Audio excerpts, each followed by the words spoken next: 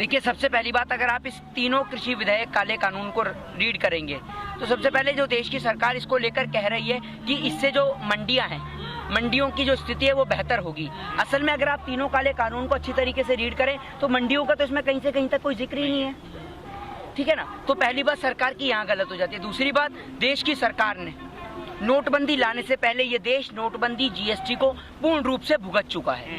जब नोटबंदी लाई गई थी तो लाखों मासूम जान इस नोटबंदी के तहत चली गई थी। देश के तमाम वो लोग जो दिन प्रतिदिन कमाते हैं अपना और अपने परिवार का घर का खर्चा चलाते हैं, उन लोगों की आजीविका पूर्ण रूप से समाप्त हो चुकी थी।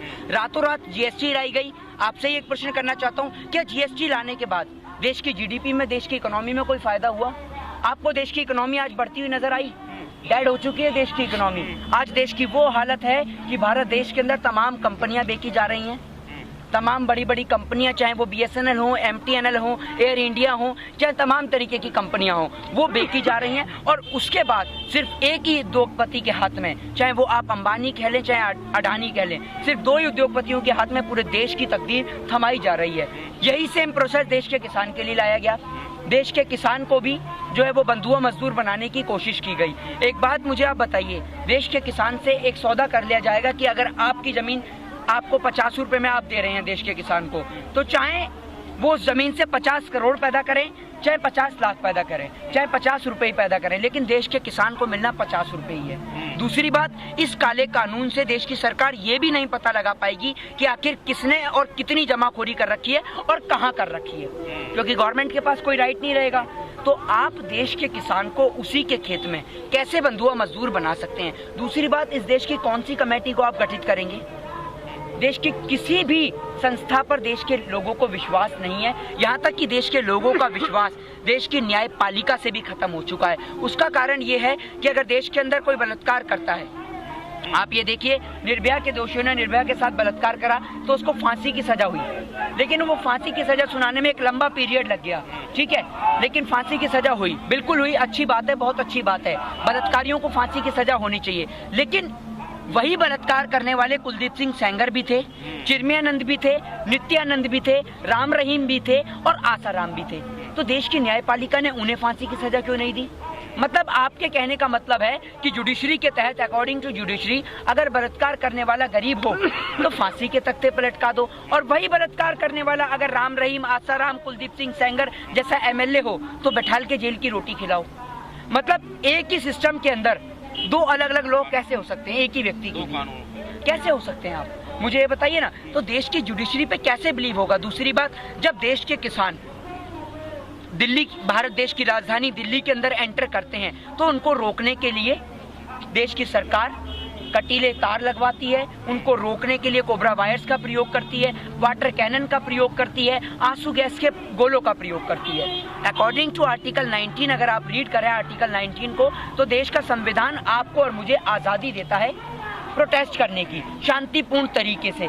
जब देश के किसान ने किसी सरकारी संपत्ति को हानि नहीं पहुंचाई, किसी तरीके का हथियार उनके हाथ में नहीं, कोई चाकू नहीं, कोई पिस्टल नहीं, कोई बंदूक नहीं, कोई कट्टा नहीं, कोई पत्थर नहीं, कोई तीर नहीं, कोई भाले नहीं, तो अकॉर्डिंग टू लॉ आर्टिकल 19 का आपने कैसे उल्लंघन कर दिया, जो आपने देश के किसान को प्रोटेस्ट करने की आज़ादी नहीं दी। और एक बात मुझे बताइए, देश के अंदर रामलीला मैदान बनाए गए हैं, तमाम तरीके के मैदान, जंतर मंतर जैसी जगह, वो किस लिए बनाई गई हैं? वो प्रोटेस्ट करने के लिए बनाई गई हैं। रामलीला मैदान कोई शादी फंक्शन के समारोह के लिए तो बनाई नहीं गई है। अरे लॉ एंड ऑर्डर बिल्कुल निश्चित तौर पे खराब हो सकता है। आपके लॉ एंड ऑर्डर की मैं बताता हूँ, आपकी जब गवर्नमेंट के ही लोग, आपके नेता जब आपके लॉ एंड ऑर्डर की धज्जियां उड़ाते हैं तब आपके लॉ एंड ऑर्डर समझ में नहीं आते। लॉ एंड ऑर्डर क्या आपको इस बात की परमिशन देता है कि आप एक बेटी के साथ, एक बहन के साथ में बलात्कार करो? तब आपके लॉ एंड ऑर्डर की धज्जियां नहीं उड़ती। जब आपके नेता रातों को सड़कों पर प्रोटेस्ट करते हैं, सरकारी संपत्तियों को तोड़ते हैं, तब आपके लॉ एंड ऑर्डर की धज्जियां नहीं उड़ती। बस के अंदर अगर आप एक सीट को फाड़ दें तो आपको पुलिस उठाकर अरेस्ट कर देती है, क्योंकि आपने सरकारी संपत्ति को नुकसान पहुंचाया। मतलब अगर आप एक बस की गद्दी को फाड़ दें तो आपको अरेस्ट किया जा सकता है, लेकिन आप बिना पूछे उस सरकारी संपत्ति को बेच दें तब आपके खिलाफ कोई कार्रवाई नहीं होगी। तब आपका लॉ एंड ऑर्डर कहां चला जाता है? गवर्नमेंट चाहती है कि शांतिपूर्ण तरीके से देश के किसान का मसला हम शांत कर दें, उसके बाद हम एक बार बंगाल का चुनाव देख लें, यूपी का चुनाव देख लें और दिल्ली के अंदर होने वाले काउंसलर के इलेक्शन को देख लें। इन तमाम इलेक्शंस को जीतने के बाद देश की सरकार वापस से इस प्रोटेस्ट को शुरू करेगी। ये इस बात की गवर्नमेंट ने खुद ही कह दिया कि 1.5 साल तक का हम आपको इसको होल्ड कर देते हैं। होल्ड करने का मतलब क्या होता है? सरकार हमें यूं तो दिलासा नहीं दे रही कि भाई हम इसको लागू नहीं करेंगे। देश के किसान ने नहीं, आप एक बात मुझे बताइए ना, इस आंदोलन के चलते कई माओं ने अपने बच्चों को खो दिया, इतने सारे 100 से ज्यादा किसान भाई शहीद हो गए। अगर देश के किसान को सरकार को इस कानून को होल्ड ही करना था तो पहले होल्ड कर देती। मतलब 100 किसानों की जान जो गई वो व्यर्थ गई क्या? तो ऐसे कैसे उठ जाएगा देश का किसान? कहाँ है आपके समर्थन में किसान? कहाँ है आखिर आप उन? चलो ठीक है, आप एक काम करिए ना, एक आमने सामने की सभा करने के लिए रेडी होइए और आप कहते हैं तो मैं प्रधानमंत्री और राष्ट्रपति दोनों को लेटर भी लिखता हूँ और लेटर में लिख के एक खास बात के लिए मेंशन करता हूँ कि माननीय प्रधानमंत्री महोदय, आपके साथ वाले किसान जो आपको समर्थन दे रहे हैं, आप उनको लेकर रामलीला मैदान के अंदर आइए और एक और अपने साथ अपने पत्तल चाट पत्रकारों को बिठाइए और एक और आप भी बैठिए। आपके पास कुछ ज्यादा ही ज्ञान है क्योंकि इस कृषि काले कानून बिल को लेकर, क्योंकि आपने 1950 से लेकर 1960 का एक्ट रीड नहीं करा जो अमेरिका और यूरोप के अंदर इस काले कानून को लेकर लगा था। आपने 2006 के अंदर एपीएमसी एक्ट नहीं रीड करा बिहार का। तो इसलिए अगर आप में इतना ही दिमाग है तो आइए ना रामलीला मैदान में, एक और आपके पत्तल चाट पत्रकार बैठेंगे, दूसरी ओर देश के कृषि कानून को लेकर देश के किसान बैठेंगे। बिना पढ़े लिखे बना देते हैं क्या कानून? अरे एक बात मुझे बताइए, अगर इनके पास इतना, आप ये सोच के देखिए ना, इन्हें आत्मनिर्भर बोलने के लिए जब पत्रकार की आवश्यकता होती है, ये डोनाल्ड ट्रंप नहीं बोल पाते हैं। तो आप एक बात बताइए, जहाँ से इनकी डिग्री आई है, डिग्री पे तो सवाल खड़े ही होंगे। अब अगर आप एक बात मुझे बताइए, कोई आदमी आपसे कहे आकर कि मैंने पीएचडी कर रखी है और आप उससे पूछ लें कि बेटा पीएचडी की फुल फॉर्म क्या होती है, तो वो अगर वो यही ना बता पाए तो काय बात की पीएचडी। तो जो आदमी इंग्लिश में ये नहीं बोल पा रहा, अमेरिका के पूर्व प्रेसिडेंट डोनाल्ड ट्रंप का नाम नहीं ले पा रहा, एक दूसरा नेता है जो आत्मनिर्भर नहीं बोल पा रहा, वो काय बात के पढ़े लिखे। रोज रोज देश के किसान के पास समय नहीं है और इतना फालतू नहीं है देश का किसान की यहाँ आकर अपनी जान को गंवाएगा। मतलब आपके कहने का मतलब है पहले यहाँ से वापस जाएगा और इंतजार करेगा, सरकार से कहेगा मोदी जी अपने चुनाव कर लो और जब आपके चुनाव पूरे हो जाए तो एक बार हमें फोन कर देना, हम दोबारा आके यहाँ बैठ जाएंगे। हैं आपके गुलाम हैं हम, हैं कि जब आपके चुनाव पूरे हो जाएंगे तब हम वापस यहाँ आके बैठें और जब आपके चुनाव हो तो उठ के खड़े होकर चले जाएं। आपके इशारों पे चल रहे हैं क्या? ये आपकी भारतीय जनता पार्टी के वो नहीं है कार्यकर्ता जो 100-100 रुपए में 200-200 रुपए में लेके आ जाते हैं। ये देश का किसान है।